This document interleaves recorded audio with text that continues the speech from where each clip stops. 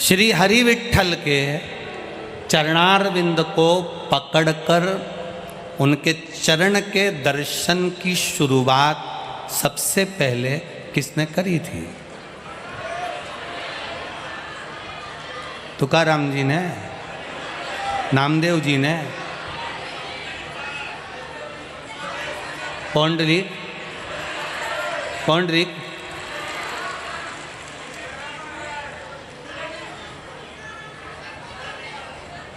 संत तुकाराम जी, संत ज्ञानेश्वर जी, पौंडलिक जी, संत नामदेव जी, और जितना नाम हो सब बोल दो रे एक ही बार में। शुरुआत, नमन करने की शुरुआत हरि विट्ठल के चरणों को श्री नर हरिदास सुनार ने करी थी। नर हरिदास सुनार। पौंडरिक ने चरण नहीं पकड़े थे, पौंडरिक ने तो ईंट फेंकी थी, इसके ऊपर खड़े हो जाओ। संत तुकाराम जी तो भगवान में समाहित हुए थे। नामदेव जी के लिए तो भगवान ने अपना मंदिर पलट दिया था। केवल सुनार नर हरिदास, केवल नरहरि एक ही था जिसके लिए भगवान ने अपना चरण दिया था।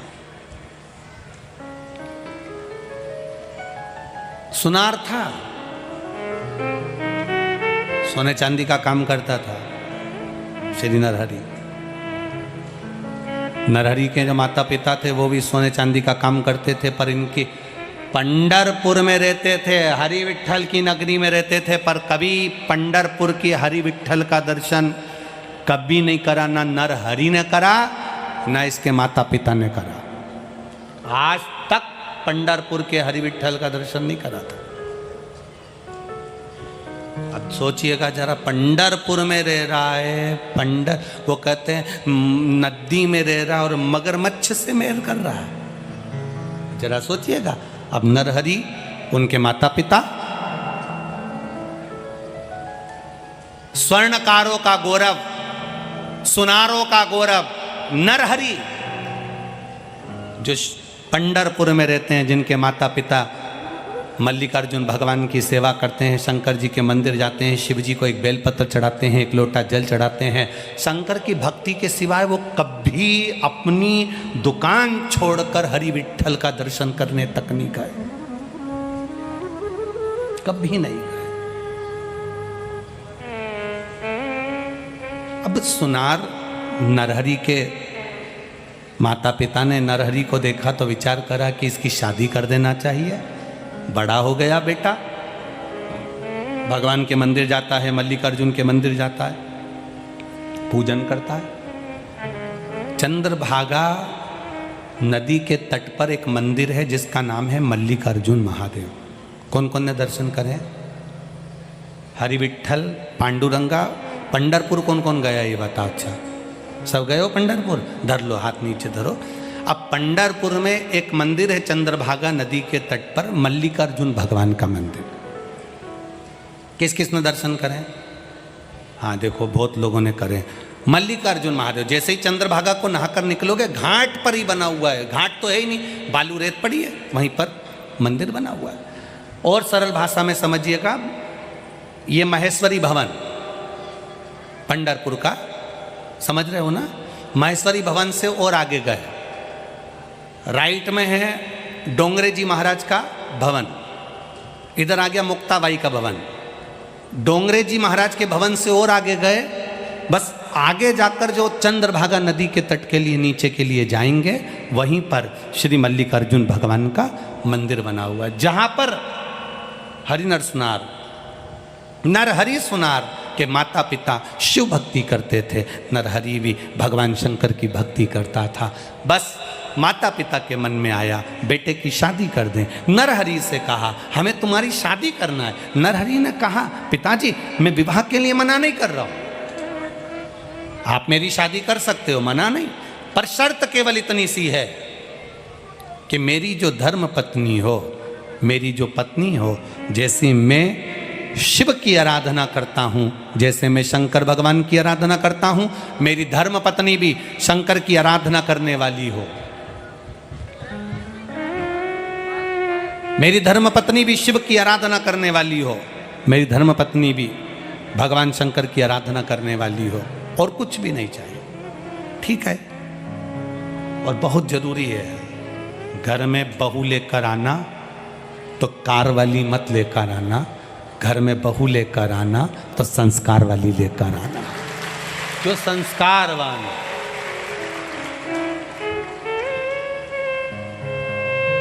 लड़की ज्यादा पढ़ी लिखी है, उसके हिसाब से लड़का देखना। लड़का व्यापारी है, नौकरी करने वाला है, किस्सा लड़का है, उसके हिसाब से लड़की देखना। अब बिजनेस करने वाले लड़के के लिए लड़की देख रहे हो नौकरी वाली, सोच कर बैठे हो बहू आएगी गरम रोटी देगी। अब मालूम पड़ा जगदम्बा आई तो उसी दिन से गरज रही है। कहा मतलब कर रहा।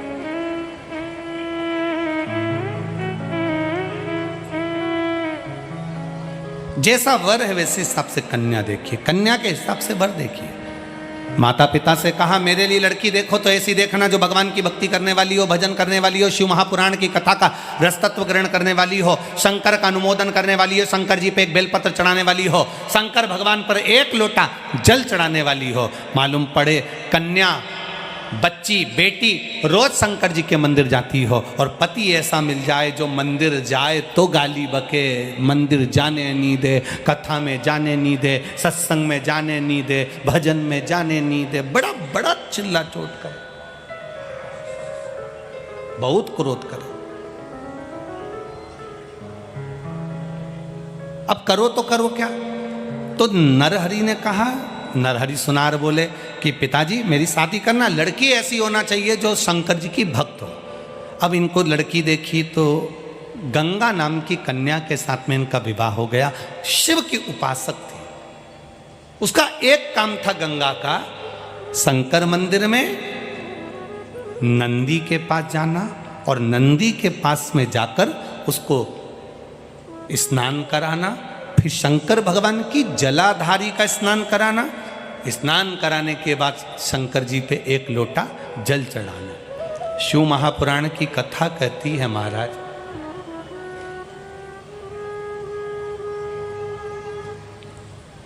एक बेलपत्र और एक दुर्वा,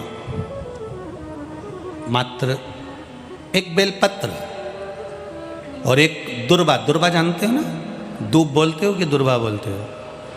हाँ दुर्वा बोलते ना, हरा हरा कलर की। एक दुर्वा और एक बेलपत्र।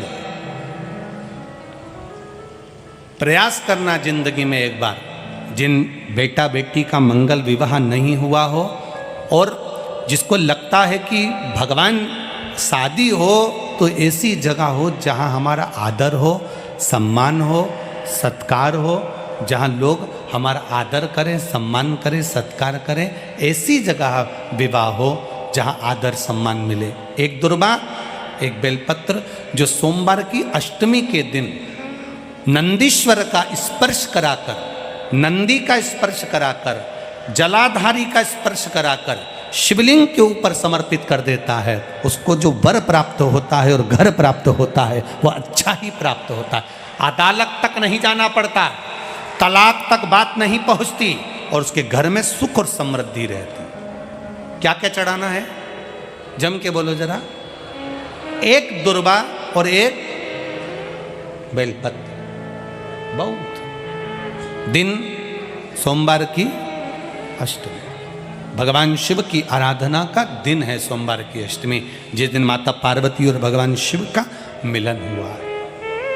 अब नरहरि सुनार ने कहा कि विवाह हो तो ऐसा हो, तो गंगा नाम की कन्या के साथ उनका विवाह हो गया। विवाह होने के बाद में माता पिता ने सारा सोने चांदी का काम अपने बेटे को दे दिया।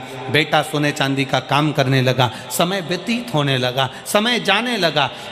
नरहरि सुनार आज तक किसी मंदिर के अंदर दर्शन करने नहीं गया, केवल अगर दर्शन करे तो महादेव के करे, पूजन करी तो महादेव की करी, आराधना करी तो महादेव की करी, अर्चना करी तो महादेव की करी। कभी पंढरपुर में रहने के बाद भी हरि विठ्ठल का दर्शन करने नहीं गया। अब भगवान की लीला देखिए कितनी विचित्र है।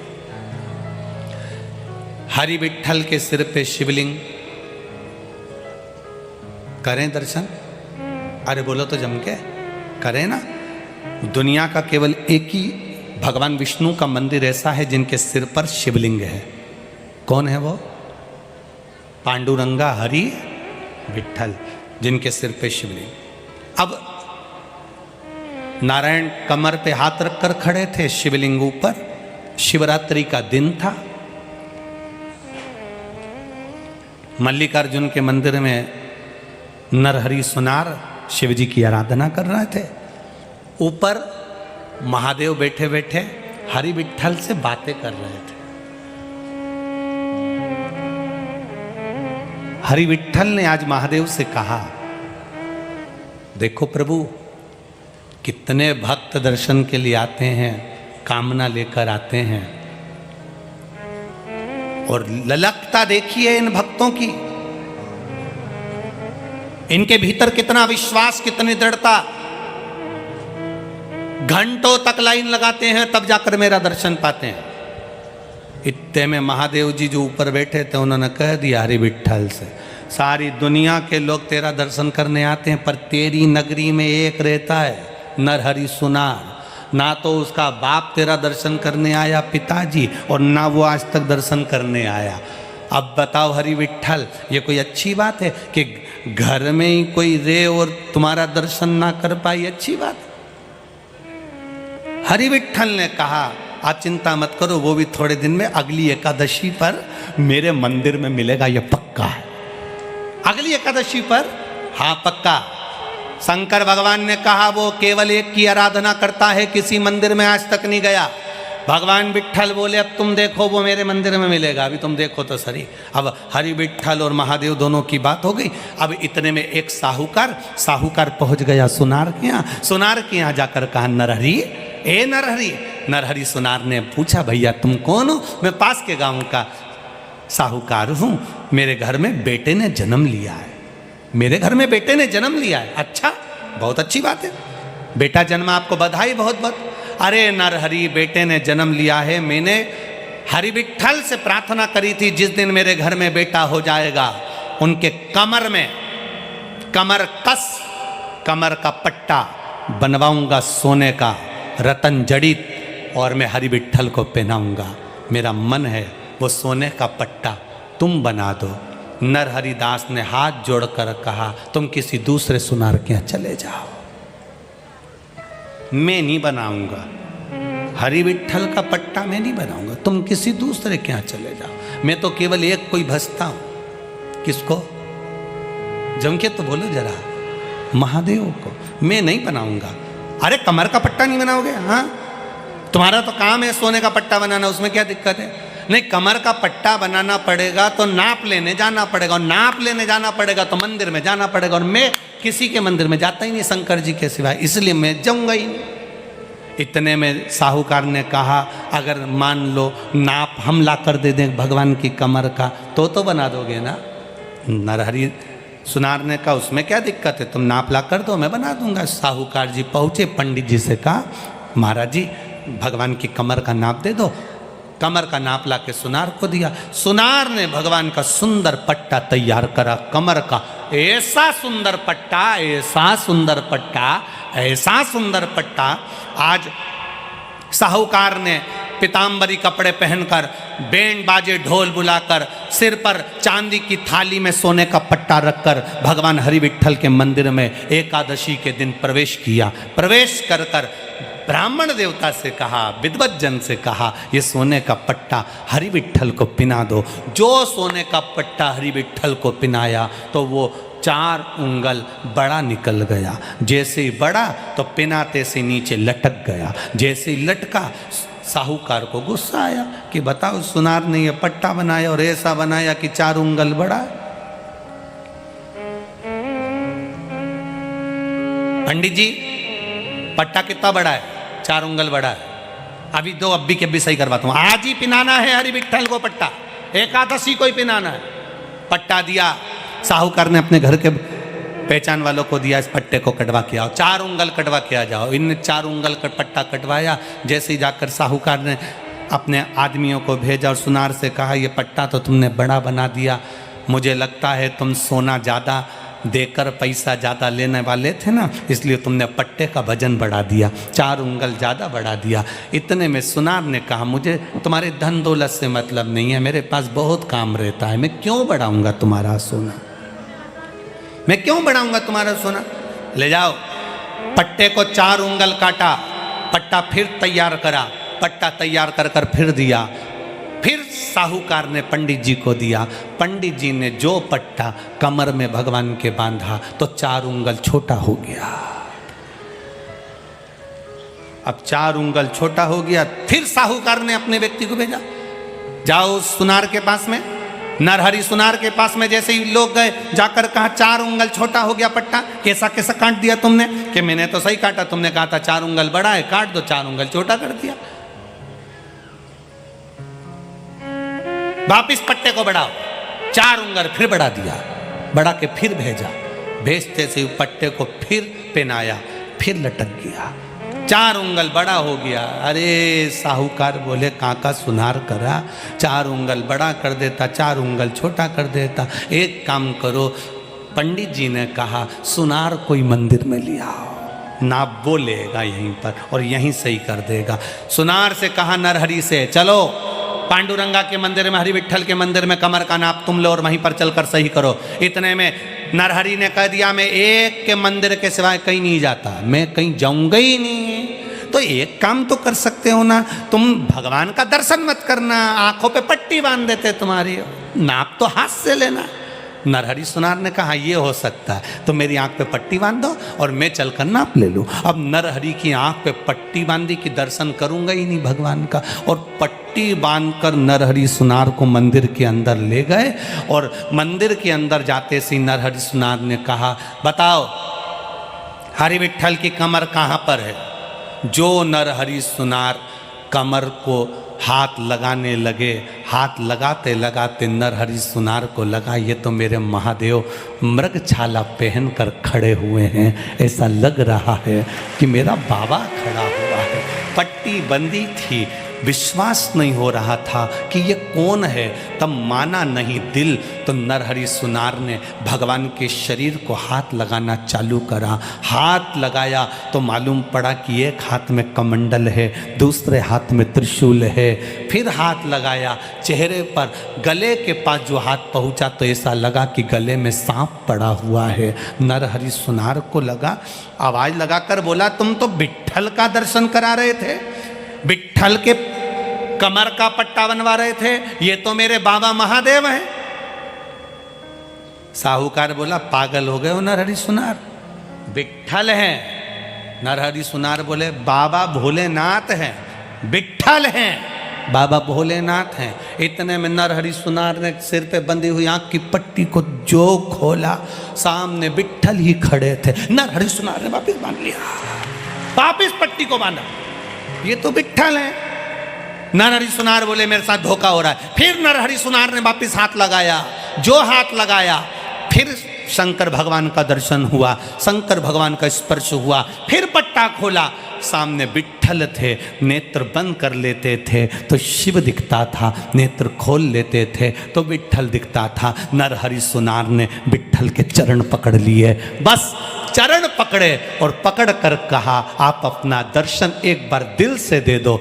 जो शीश चरण में झुकाया, झुकाते से ही नारायण के चरण में दोनों का दर्शन, नरहरि सुनार को शिव और हरि का दर्शन हो रहा था। बस उस दिन नरहरि सुनार ने चरण पकड़कर कह दिया, मेरे पांडुरंगा हरि विट्ठल, ऐसी कृपा करना, दुनिया में राम का दर्शन करेंगे तो राम के दर्शन का पुण्य मिलेगा, कृष्ण का दर्शन करेंगे तो कृष्ण के दर्शन का पुण्य मिलेगा, देवी का दर्शन करेंगे तो देवी के दर्शन का पुण्य मिलेगा। हे मेरे हरि विठ्ठल, ऐसी कृपा करना जो तुम्हारे चरण का स्पर्श करे उसे हरि और हर के दर्शन का पुण्य फल प्राप्त हो जाए, ऐसी कृपा करो। तो पहला चरण को पकड़कर उसका दर्शन का सुख किसने पाया था? जम के बोलो जरा, जम के। नर हरि सुनार, वो सहज नहीं, सरल नहीं, वो मेरा शिव मेरा नारायण कोई सहज नहीं है। इसीलिए वो दोनों का दर्शन, दोनों का सुख, दोनों का आनंद है।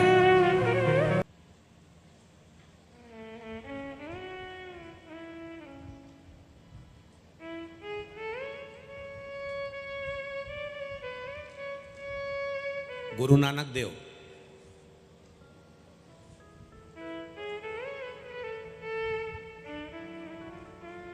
भारत की भूमि के जितने संत हुए हैं, श्री स्वामी समर्थ जी, श्री गजानन महाराज जी, संत एकनाथ जी, संत तुकाराम जी, संत नामदेव जी,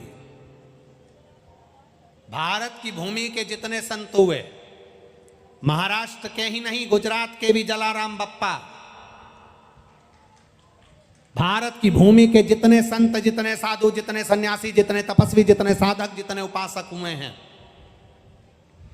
दुनिया के लोगों को उन्होंने कुछ दिया कि ना दिया, पर एक चीज दुनिया के लोगों को सिखाई है कि उनके दरवाजे से कभी कोई भूखा नहीं गया।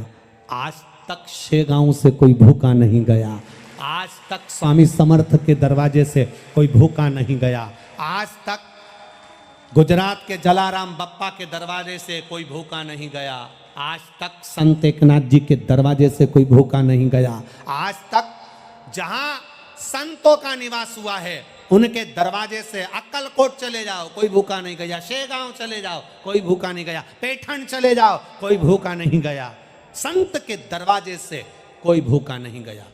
गुरु नानक देव जी ने भी अपना गुरु नानक देव जी ने केवल अपने भक्तों को एक ही बात कही, कोई भूखा ना रहे। इसलिए आज भी गुरुद्वारे में अगर लंगर 24 घंटे भंडारा लंगर चलता रहता है, पाओ पाओ पाई। 7 दीप, 245 देश और 4200 धर्म हैं पूरी दुनिया में। 7 दीप, 245 देश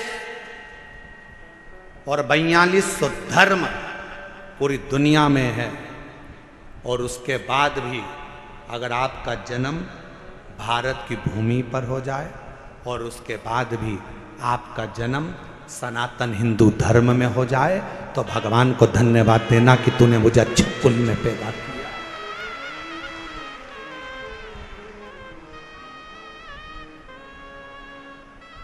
छाती तान कर चलना कि सनातन धर्म में तुम जन्मे हो। 7 दीप, 245 देश और 4200 धर्म होने के बाद भी ये भारत की भूमि सनातन धर्म और सनातनी बनकर अगर हम पैदा हुए हैं तो जी हमें गौरव होना चाहिए कि हम भारत माता के इस गोद में अपने संस्कारों से पोषित होते हुए उस महादेव की कृपा से जन्मे हैं। उस महादेव की कृपा से जहां हम अपने रिश्तों को पहचानते हैं, अपनी माता को माता कहते हैं, पिता को पिता कहते हैं, भाई का संबंध रखते हैं, बहन का संबंध रखते हैं, काका काकी का संबंध रखते हैं, नाना नानी का संबंध रखते हैं, सारे रिश्ते हम निभा कर चलते हैं। कोई दूसरे देश में इतने संबंध नहीं निभाए जाते जितने संबंध हमारे भारत की धरा पर एक सनातनी निभा कर चलता है। भारत की भूमि पर एक सनातनी निभा कर चलता है। वो संबंध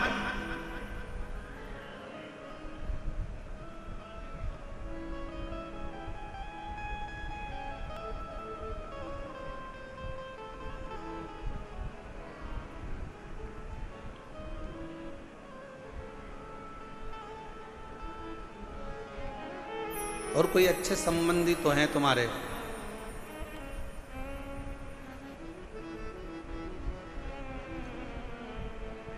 पत्थर का मुख बताकर बेटे से कह दिया नारायण से कि ये तेरा बाप है, ये तेरा पिता है।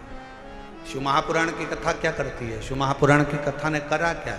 शिव महापुराण की कथा ने केवल विश्वास जगाया है कि जिस तुम्हारे घर के पास के शंकर के मंदिर में एक लोटा जल चढ़ाने जाओ, जिस शिव जी के मंदिर में तुम जल चढ़ा रहे हो, जिस शंकर जी के मंदिर में तुम जल चढ़ाने गए हो, जिस शंकर जी के मंदिर में तुम बेलपत्र चढ़ाने गए हो, जिस शंकर जी के मंदिर में तुम स्तुति गाने गए हो, जिस शंकर जी के मंदिर में तुम भजन करने गए हो, जिस शंकर जी के मंदिर में तुम नाम जाप करने गए हो, बस तुमने उसको अपना पिता मान लिया। यही शिव पुराण कर रही हो, ये सोमवार की अष्टमी की कथा कर रही हो।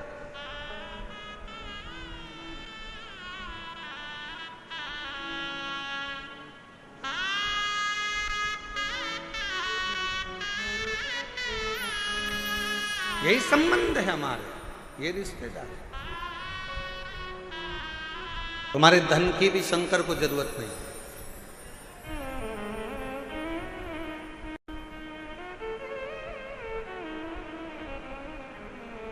कोई तुमसे कहे कि 500 रुपए हमारे पास जमा करो, हम तुम्हें शंकर जी से मिला देंगे, तो कहना 500 तुम खुद के खर्च करो, तुम मिल लो।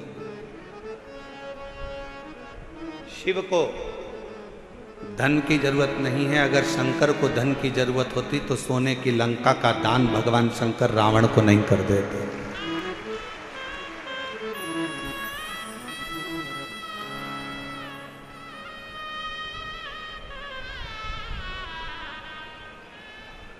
शिव को तुम्हारे वैभव की जरूरत नहीं है कि तुम दिखावा करो कि मैं शंकर जी को 1.25 लाख बेलपत्र चढ़ाऊंगा, 50 लीटर दूध चढ़ाऊंगा, या शिव जी को मैं इतना इतना 56 भोग लगाऊंगा। शिव जी कहते मुझे तुम्हारा वैभव भी नहीं चाहिए। क्या करूंगा तुम्हारे वैभव का?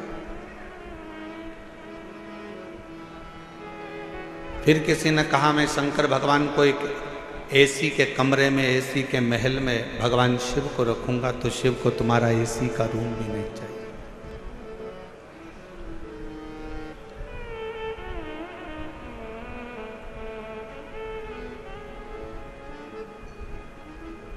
जब प्रेम हो जाता है ना, प्यार हो जाता है, तो छोरी छोरे से कहती है, लड़की लड़के से कहती है कि आप और हम तो एक टूटे हुए झोपड़े में भी रह लेंगे अगर प्रेम है तो। और प्रेम नहीं है तो करोड़ों का महल भी बेकार लगता है। शिव भी यही कहते हैं, आपका अगर प्रेम है शंकर जी के प्रति, आप शिव जी को अपना मान लिए हो कि ये मेरा पिता है, ये मेरा बाबुल है, ये मेरा बाप है। अगर तुमने मान लिया कि शिव मेरे पिता हैं, मेरे बाबुल हैं, मेरे पिता हैं, तो फिर महल की जरूरत नहीं पड़ेगी। शिव तुम्हारे दिल में निवास करेंगे। वो दिल कैसा भी हो, वो हृदय कैसा, ना उसको वैभव चाहिए, ना उसको धन चाहिए, ना उसको दौलत चाहिए। तुम्हारी संपदा से भी उसको कोई मतलब नहीं। को चाहिए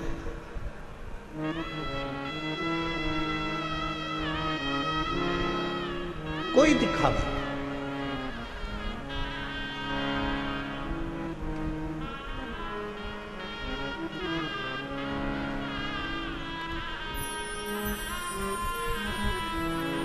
कुछ माताएं झंडा ले लेकर पैदल आ रही थी।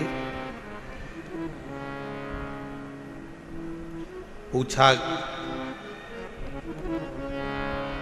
धूप इतनी तेज पड़ रही है, गर्मी इतनी तेज पड़ रही है, आप झंडा लेकर कहाँ से आ रहे हो?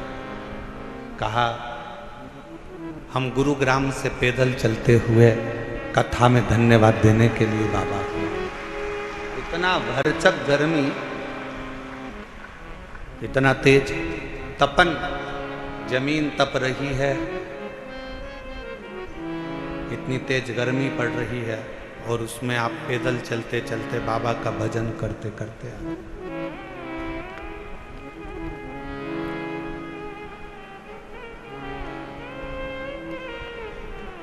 शिव कथा कह रही है, भगवान शंकर का संवाद कह रहा है। पहला दिन परीक्षा का होता है। गुरु द्रोणाचार्य ने शस्त्र की शिक्षा देने से पहले परीक्षा करी है। कहा ये पांडव और कौरव मेरे 105 शिष्य यहाँ पर बैठे हैं, इसमें से जो मुझे शीश का दान देगा, शस्त्र की विद्या उसी को सिखाई जाए। शीश का दान मतलब क्या?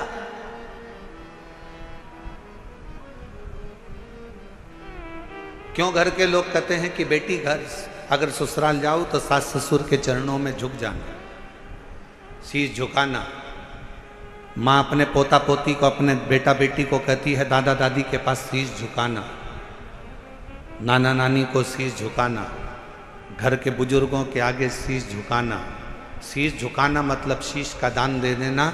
शास्त्र कहता है शीश का दान का मतलब ये होता है कि आप अपने भीतर का अहंकार उनके चरणों में डाल दिए हो और आपके अंदर अहंकार बचा नहीं है, आप उसके हो गए। अभिमान आपने त्याग दिया, अहंकार आपने छोड़ दिया। कई लोग कथा में भी आते हैं तो शीश का दान नहीं कर पाते, अहंकार को छोड़ नहीं पाते। तुम मुझे पहचानते नहीं हो, तुम मुझे जानते नहीं हो, मैं अब भी फोन लगाती हूँ, देखो अब भी मुझे जगह मिलेगी, अब भी फोन लगाती हूँ। और उसको क्या मालूम कि कथा में आई है तो यहाँ तो नेटवर्क मिलता ही नहीं है। जहां जहां शिव महापुराण की कथा होती है वहां नेटवर्क ही नहीं लगता, क्योंकि वहां एक ही नेटवर्क चलता है, वो शंकर जी का, बाकी के सारे नेटवर्क फेल हो जाते हैं। मैं अभी फोन लगाती हूँ, तो मुझे जानते क्या हो, मैं बैठूंगी आगे, मैं अभी फोन लगाती हूँ। बस हम तो कहते कभी कभी उनसे भी सीखा करो जो तुरंत कहते अब भी फोन लगाती हूँ, 1 मिनट नहीं लगेगा और मेरी गाड़ी छूटेगी, अब भी फोन लगाती हूँ, 1 मिनट नहीं लगेगा और मैं आगे बैठूंगी। ऐसा ही बल तुम्हारे अंदर होना चाहिए। अब भी श्री शिवाय नमस्तुभ्यम बोलती हूँ और मेरा शंकर मेरे पर कृपा करेगा, ये निश्चित है, ये निश्चित है। और जिस दिन आपके अंदर ये बल आ गया ना कि मेरा शंकर, मेरा उघड़दानी, मेरा त्रिकालदर्शी, मेरा कैलाशी, मेरा अविनाशी, मेरा शिव मेरे साथ में है, मैं उसको पुकारूंगी, वो मेरा सुनेगा, मैं उसको आवाज दूंगी, वो सुनेगा। उस दिन सर्वश्रेष्ठ सब कुछ।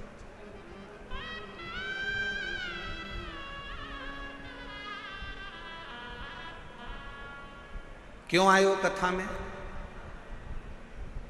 अपना अपना एसी का कमरा छोड़कर, जम के बोलो जरा, अपने अपने घर का कूलर, एसी, पंखा, एसी की गाड़ी, डनलप का गद्दा, सोफा सेट सब छोड़कर कथा में गाड़ी भी दूर रुकी, पैदल पैदल धूप में चलते चलते कथा के पंडाल में पहुँचे।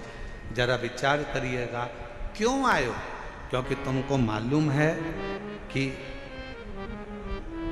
मैं 12 ज्योतिर्लिंग की यात्रा करने नहीं जा सकती, पर अगर मेरे नज़दीक में शिव महापुराण की कथा हो रही है, वहाँ जाकर पहुँच गई तो 12 ज्योतिर्लिंग का फल हमें प्राप्त हो। मेरा शिव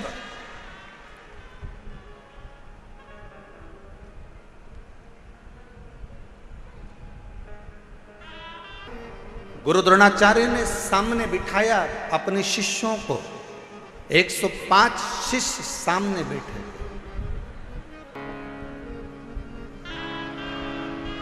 और गुरु द्रोणाचार्य ने सामने बैठे हुए 105 शिष्यों से कहा कि तुम में से जो शीश का दान देगा वो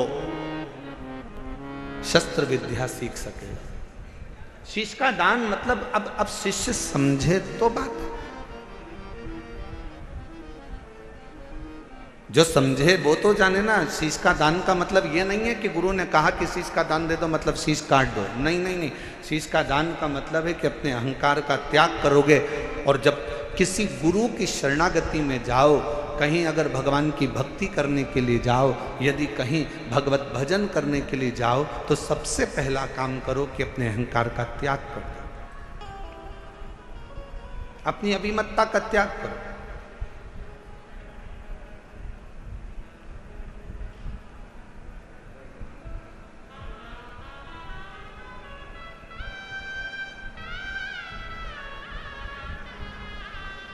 कल हम देख रहे थे बहुत बड़ी बड़ी बिल्डिंग है दिल्ली में बनी है, इतनी बड़ी बड़ी बिल्डिंग है बनी, इतना बड़ा बड़ा मकान बना, इतना बड़ा बड़ा मकान बना।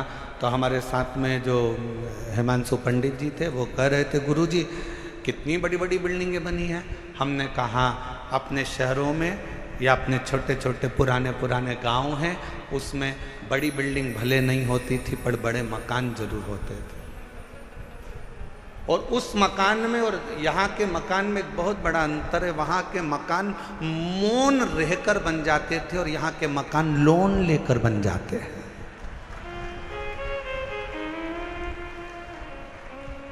हमने कहा दोनों में अंतर।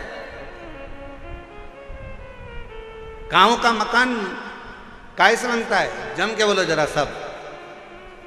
लोन लेकर। कैसे बनता है?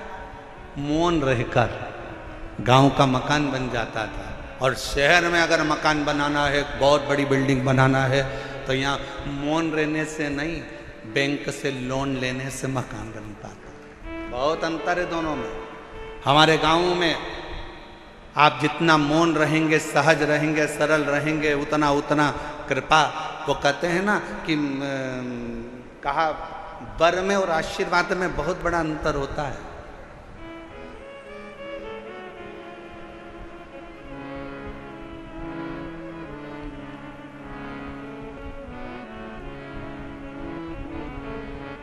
लंकापति रावण ने क्या मांगा था? शिवजी से वर मांगा था। वर मांगा। लंकापति रावण ने शिवजी से वर मांगा था। और हिरण्यकशिपु ने क्या मांगा? तो कहा कि भगवान से वर मांगा था।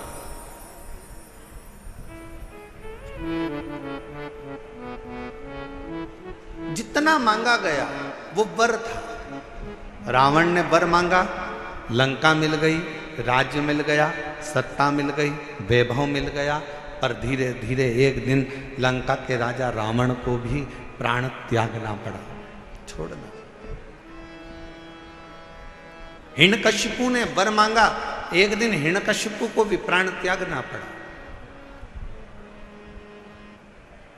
और आप सबसे निवेदन है, शंकर जी के मंदिर में जाकर कभी वर मत मांगना कि भगवान मुझे ये दे दो, भगवान मुझे वो दे दो, भगवान मुझे ये प्रदान कर दो, भगवान मुझे ये प्रदान कर दो। तुम शिव जी के मंदिर में अगर एक लोटा जल चढ़ाने के लिए जाओ तो शिव महापुराण की कथा कहती है कभी शिव के मंदिर में जाकर वर मत मांगना, क्योंकि वर मांगोगे तो एक दिन वो वर समाप्त हो सकता है। शंकर जी के मंदिर में जाकर कहना बाबा मुझे आपका आशीर्वाद दे दो, क्योंकि वर समाप्त हो जाएगा पर आशीर्वाद कभी समाप्त नहीं होता, कभी समाप्त नहीं।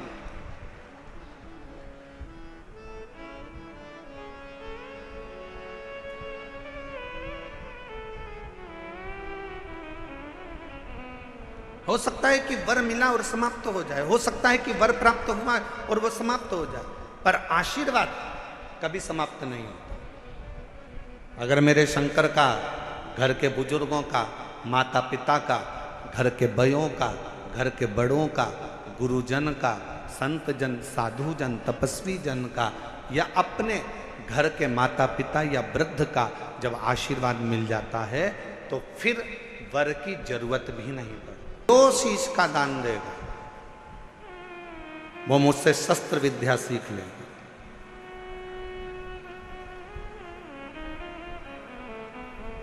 अब कौन शीश का दान दे?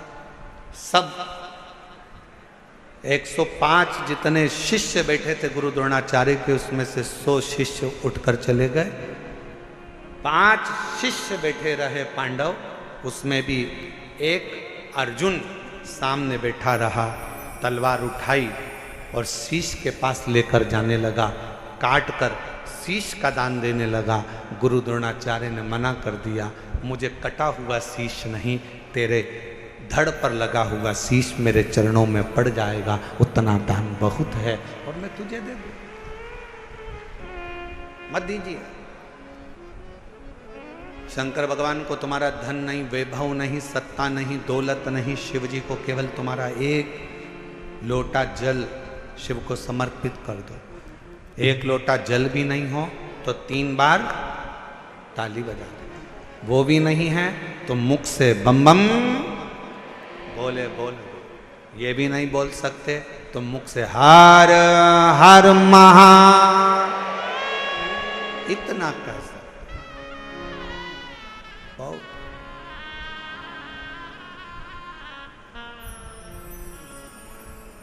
कुछ नहीं। जिस दिन अहंकार छोड़कर, अभिमत्ता त्याग कर, अभिमान का त्याग कर कर जिस दिन अहंकार को छोड़कर तुम शिव की ओर बढ़ोगे, शिव तुम्हें प्राप्त हो जाएगा। हस्तिनापुर शिव महापुराण की कथा में हस्तिन नाम का जो राजा था वो शंकर का परम उपासक था, जिसने इस राज्य को बसाया था।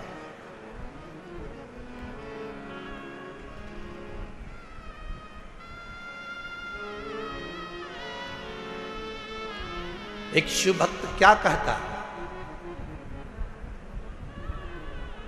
अभी कथा में कहा कि वर मत मांगो, आशीर्वाद मांग लो।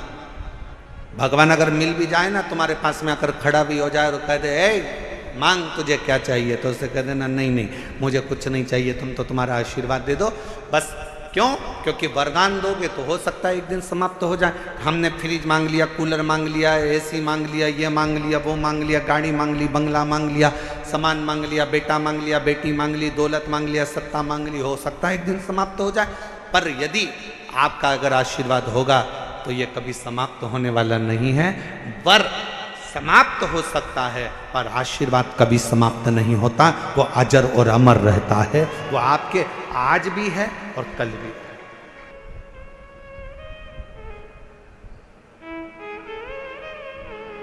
एक कथा आती है,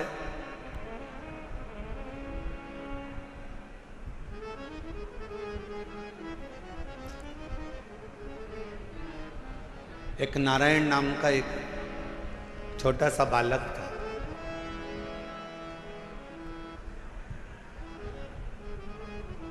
सोमवार अष्टमी की कथा है, आप लोगों ने पढ़ी भी होगी, स्मरण में भी होगी। एक नारायण नाम का छोटा सा बालक है जिसकी अवस्था 7 वर्ष की, केवल 7 वर्ष की अवस्था। और ये सोमवार अष्टमी की बड़ी सुंदर कथा है, आज स्मरण में आई है तो आप लोग और हम लोग उसको श्रवण करें। और कभी अगर सोमवार की अष्टमी पढ़े तो इस कथा का मनन चिंतन उस दिन जरूर करना। एक नारायण नाम का छोटा सा बालक जिसकी अवस्था 7 वर्ष की, पिता इसका जन्म होने के बाद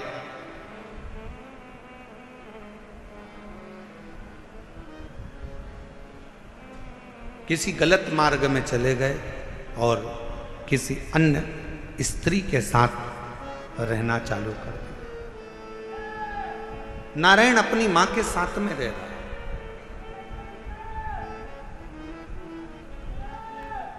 और छोटी सी अवस्था से नारायण बार बार बार बार बार बार पूछता रहता है। छोटी सी अवस्था से नारायण अपनी मां से पूछता रहता है कि मेरे पिता कहाँ हैं, मेरे पिता कहाँ हैं, मेरे पिता कहाँ। मेरी दिल्ली की जीजियों, मेरे दिल्ली के जीजाओं, मेरी बेटियों बेटाओं, मेरी माताओं, मेरे भाई, मेरी बहनों, बड़ा ध्यान लगाकर सुनना कि जन्म हुआ, पिता ने अपनी पत्नी पर कुछ गलत बातों का इल्जाम लगा दिया और बच्चे को और मां को छोड़कर पिता किसी अन्य स्त्री के साथ चला गया। छोटा सा बच्चा जैसे जैसे बढ़ता जा रहा है वैसे वैसे अपने पिता के बारे में पूछता जा रहा है, मां मेरे पिताजी कहाँ है, मां मेरे पिताजी कहाँ है। जैसे 4 वर्ष के ध्रुव जी महाराज वन से तप कर कर आने के बाद अपनी माँ से पूछते हैं कि माँ मेरे पिता कहाँ है, और माँ क्या उत्तर दे। माँ कहती है कि मैं ही तेरा पिता हूं और मैं तेरी माँ हूं। नारायण से भी माँ से पूछा, माँ मेरा पिता कहाँ है, मेरा पिता कहाँ।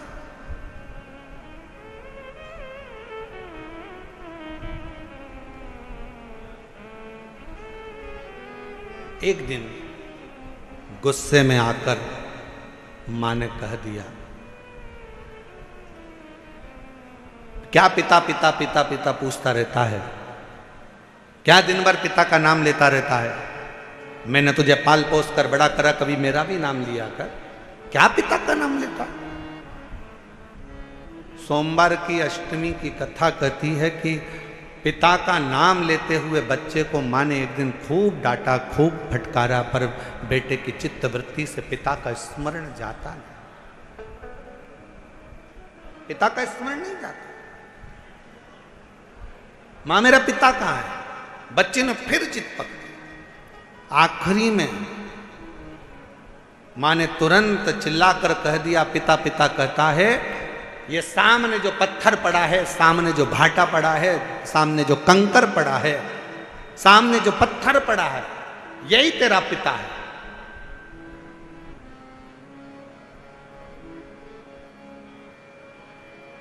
मेरे पिता का नाम क्या है। मां ने कह दिया, तेरे पिता का नाम तो वो देव अधिदेव महा। कब देगा ये उसकी मर्जी, बस आपको दिल से कथा का रिस्पान कर। नारायण, मां कहे पत्थर में मेरा पिता, हाँ पत्थर में तेरा पिता।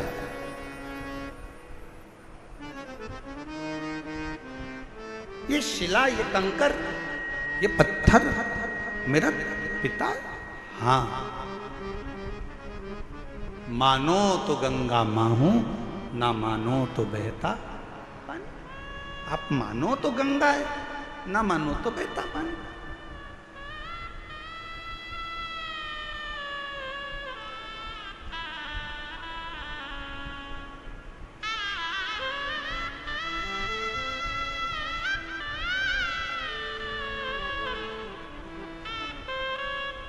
यह आपके ऊपर निर्भर करता है कि आप क्या मान रहे हो।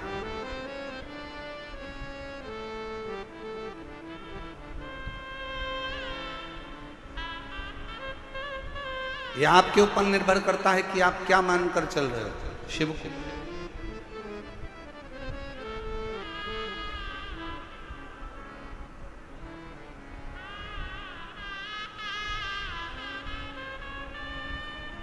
नारायण बेटे ने वो पत्थर को उठा लिया,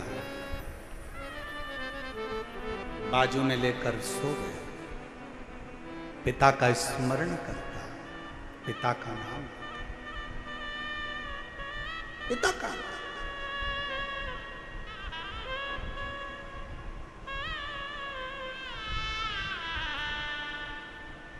कभी मौका लगे जिंदगी में, कोई भूखा है, प्यासा है, किसी को जरूरत है, उसकी हेल्प करें। हमने एक बात कही थी कथा में, आप लोगों के स्मरण में है कि नहीं है वो हमें को नहीं।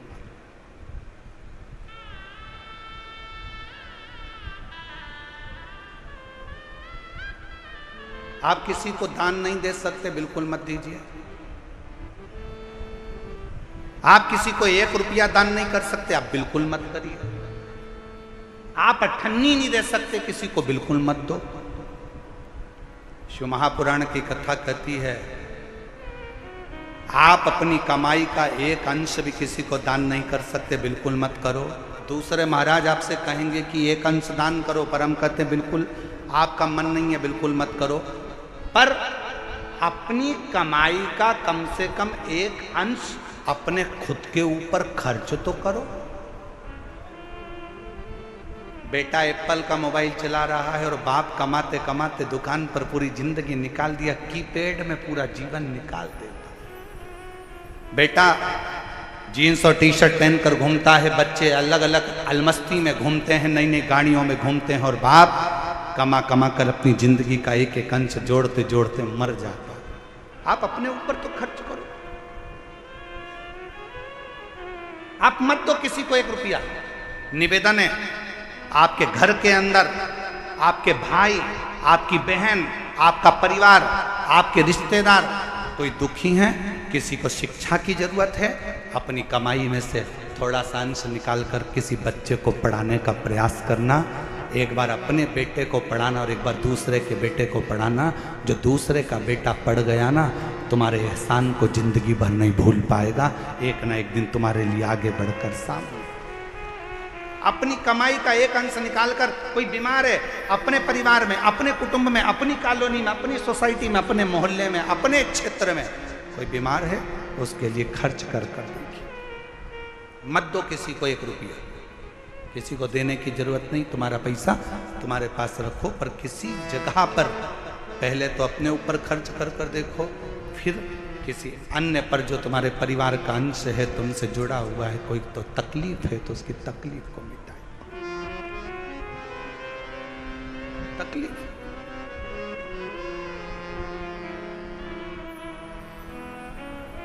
शिव कथा कर रही है। नारायण अपने भगवान शंकर के उस शिवलिंग को अपने पास में, कंकर को, पत्थर को अपने पास में लेकर सोता है। माँ भोजन देती है, अपने पिता को भोग लगाता है। माँ कोई वस्त्र देती है, अपने पिता को वस्त्र दे देता है। स्नान करने जाता है तो पात्र को रखकर उसी से स्नान उसको भी कराता है, वो खुद भी करता है। कभी कभी दिल कर जाता है तो उस कंकर को, उस पत्थर को नारायण अपने गाल से लगाकर याद कर कर रोता रहता है।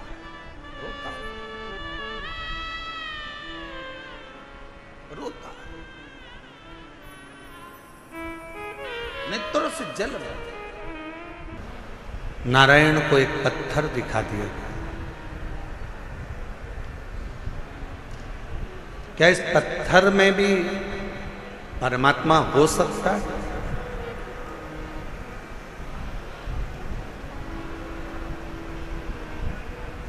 प्रहलाद जी का चरित्र कहता है कि हिरण्यकश्यपु ने भी एक पत्थर का खंबा दिखाया था प्रहलाद को। क्या इसमें परमात्मा हो सकता है?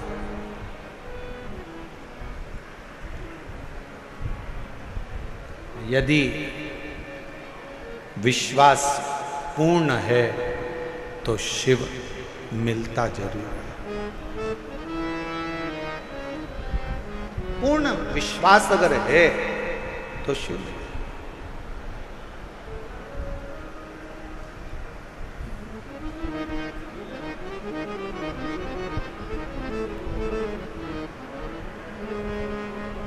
हम पहले भी कथा में कहे, आज फिर कह रहे हैं,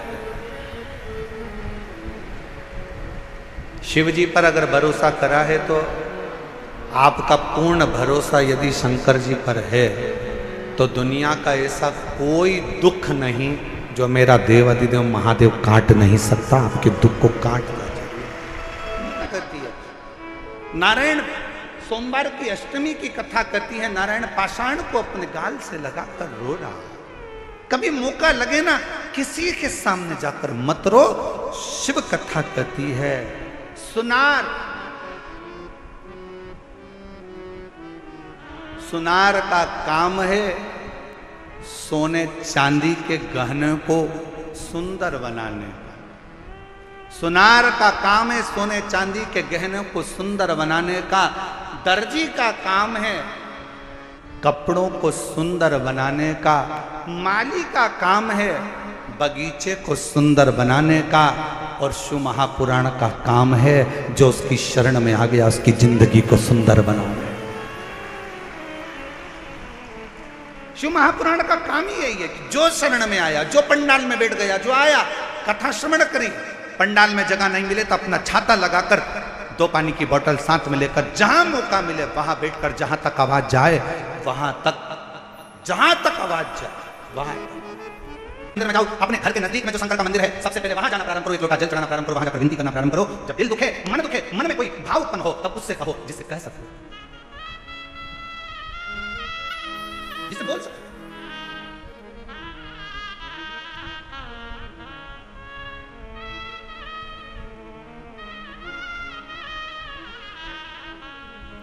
नारायण ने शंकर के उस कंकर को, पत्थर को, पाषाण को गाल से लगाकर रोड़ा। अब जिद पकड़ ले, बच्चा है, जिद्दी करता है, जिद पकड़ ले, थोड़ी सी जिद पकड़, जिद। और क्या जिद पकड़ी नारायण ने कि पिताजी, जैसे दुनिया के बच्चों के बाप होते हैं वैसे मुझे अपने पापा को देखना है, अपने पिता को देखना है, अपने बाबू को। छोटा बच्चा जिद करेगा, चल जाएगा, और वही बच्चा जब बड़ा हो जाए, 40 साल का, 45 साल का, 42 साल का हो जाए और वो जिद करे तो अच्छा लगे क्या? बोलो तो जम के, आवाज नहीं आई है, जरा जम के बोलो, नहीं लगे। छोटा है, जिद करे चलेगा, बड़ा हो गया जिद करेगा नहीं चलेगा।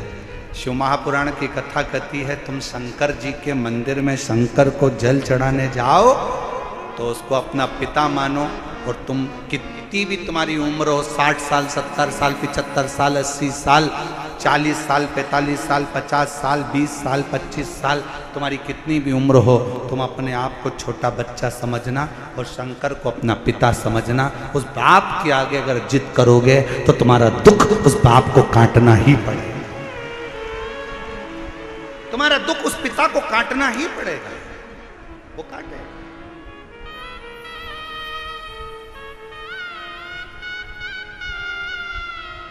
काटेगा।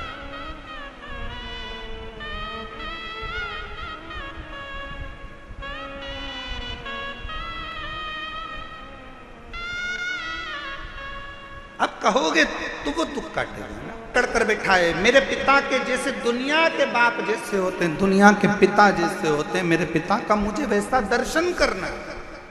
जिद पर अड़ गए। पार्वती जी शंकर जी को देखकर मुस्कुरा रही हैं और शिव जी पार्वती को देखकर थोड़ा सा शंकर भगवान को क्रोध आया।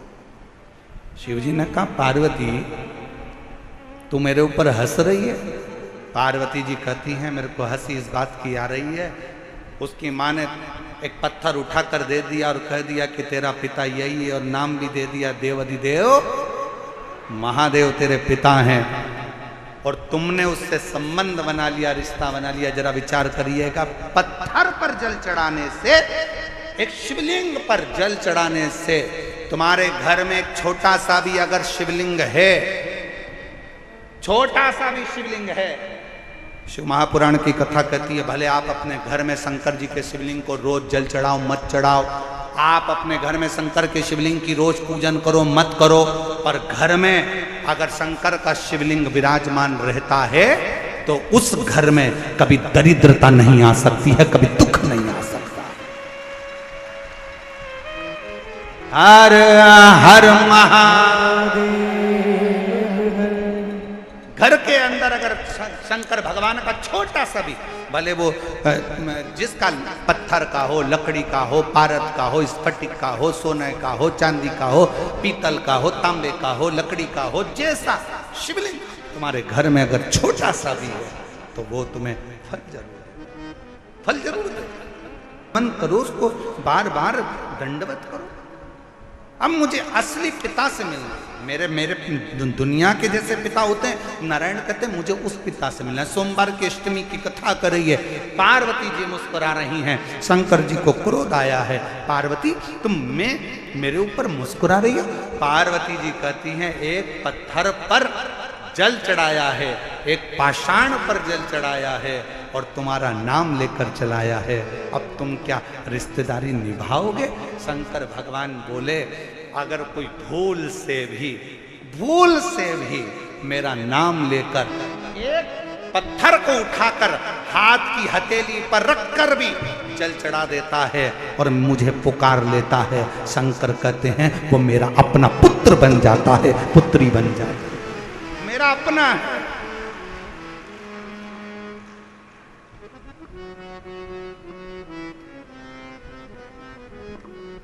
कितना सुंदर कहा है। अगर कभी प्रवास में रहते हो ना, कहीं कहीं जा रहे हो, कहीं कहीं तुम लोग सफ़र कर रहे हो, 2 दिन 3 दिन का सफ़र है, शंकर जी की पूजन नहीं कर पाए, एक लोटा जल नहीं चढ़ा पाए, कोई बात नहीं, अपनी शिवलिंग मुद्रा अपने हाथ पर बनाओ और शिवलिंग मुद्रा बना, असुर ने शामली बारी का जब हाथ पकड़ा, उसको ले जाकर एक कक्ष में बंधन बना दिया। बंधन, कक्ष में बंधन बना दिया। और शिव की पुत्री शामली बारी बंधन से मुक्त होने के लिए शंकर भगवान ने शिव जी का पूरा चरित्र उठाकर देखिए। शंकर भगवान की बेटियों के ऊपर जब जब किसी असुर ने संहार करना चाहा, किसी राक्षस ने शंकर की बेटी को छूना चाहा या शंकर जी की धर्म पत्नी को छूना चाहा, शंकर जी ने उसका अंत नहीं करा है। स्वयं पार्वती जी को छुआ तो पार्वती जी ने अंत करा, और शंकर जी की बेटियों को छुआ तो बेटियों ने अंत करा। ये सीख दे रही है शिव महापुराण की कथा। अपनी बेटी को शिक्षा दो,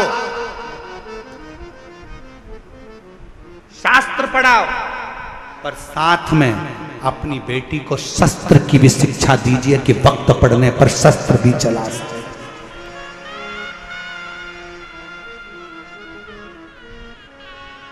अपनी बेटियों को शास्त्र की शिक्षा दो, अपनी बेटी को अच्छा कॉलेज पढ़ाओ, अपनी बेटी को अच्छी शिक्षा दीजिए, अपनी बेटी को अच्छा अध्ययन कराइए, उच्च स्कूल में पढ़ाइए जितना बन सकता है। हमने जयपुर की कथा में भी कहा था कि बेटी को कन्यादान देने से ज्यादा जरूरी है शिक्षा का दान देना।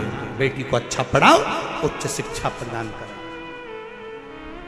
कन्यादान जो दिया है वो हो सकता है कि एक ना एक दिन समाप्त हो जाए, पर शिक्षा का दान जो तुमने दिया है, बेटी को पढ़ाया लिखाया, वो शिक्षा एक दिन उस बेटी की जिंदगी में कभी ना कभी काम जरूर आएगी।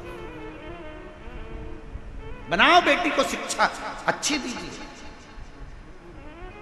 और बच्चों को लायक बनाओ, खूब लायक बनाओ, पर बच्चों को इतना लायक भी मत बना देना कि एक दिन को माँ बाप को नालायक समझने लगे।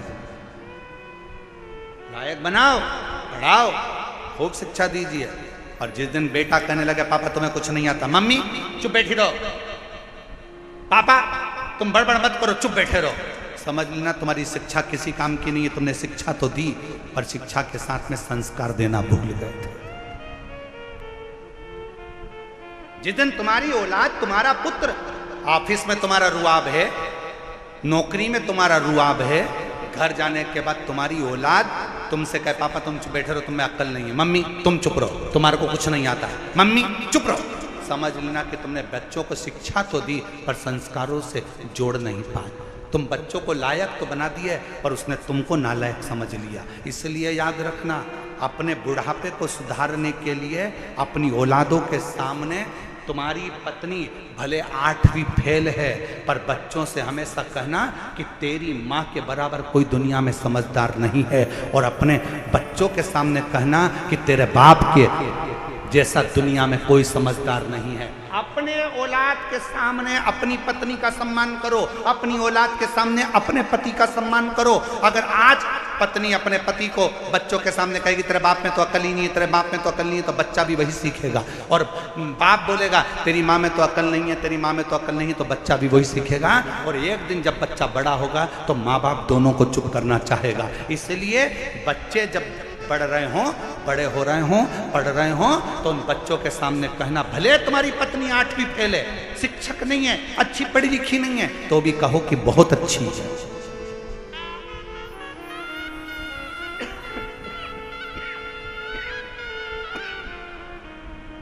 कहो, उसमें विद्वत्ता है।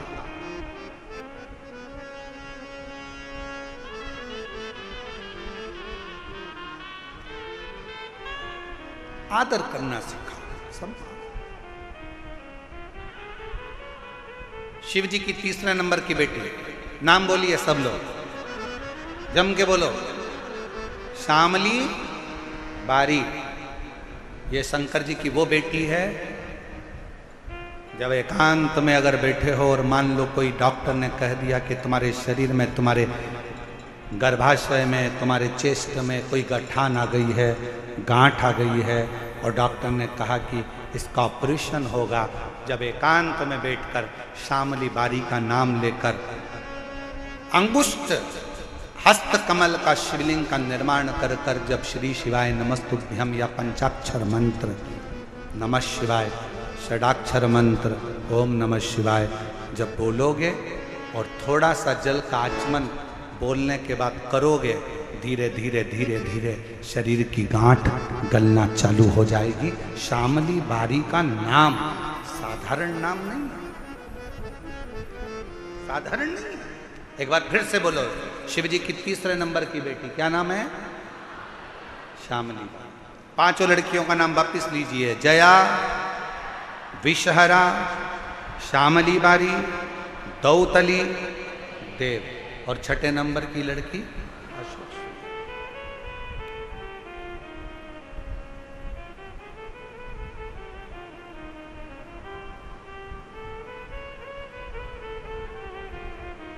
शिव तत्व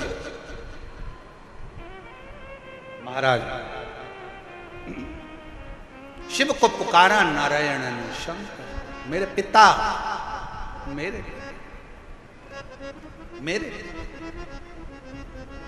और शिव ने ऐसी करुणा करी, मेरे ओघड़दानी उस कंकर में से, उस पत्थर में से मेरा देव अधिदेव महादेव उस नारायण के लिए असली स्वरूप में प्रकट होकर उसको गोदी में खिलाते हैं, उसको अपने हृदय से लगाते हैं। वो मेरा ओघड़दानी।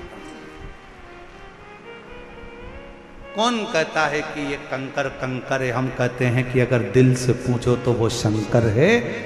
कुबरेश्वर धाम का इसलिए कंकर पूजा जाता है क्योंकि वो शंकर का एक प्रतिबिंब, प्रतीक शिव का। शिव कथा कह रही है, नारायण को शंकर भगवान अपने असली स्वरूप में आकर दर्शन दे देते हैं और उसको पिता के एक प्रेम जो पुत्र का होता है वो प्रेम दे देते हैं। वो जैसे देवराज नाम का ब्राह्मण गलत कृत्य करते भी मर गया तो भी शंकर के मंदिर में 2 क्षण की शिव पुराण कथा सुनना, बेलपत्र के वृक्ष के नीचे प्राणों को त्यागना और बाद में शिव का धाम प्राप्त करना। उसी तरह जैसे बिंदु चंचुला देवी का पति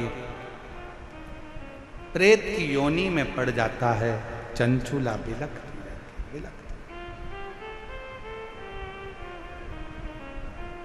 काशी प्रदेश में जाकर कुछ क्षण की शिव पुराण की कथा को श्रवण करती है और कथा श्रवण कर कर देवलोक शंकर जी के धाम में चली जाती है, जहां बैठकर वो अपने पति के लिए तुम्बरुका जी से शिव महापुराण की कथा का पान करती है। भगवान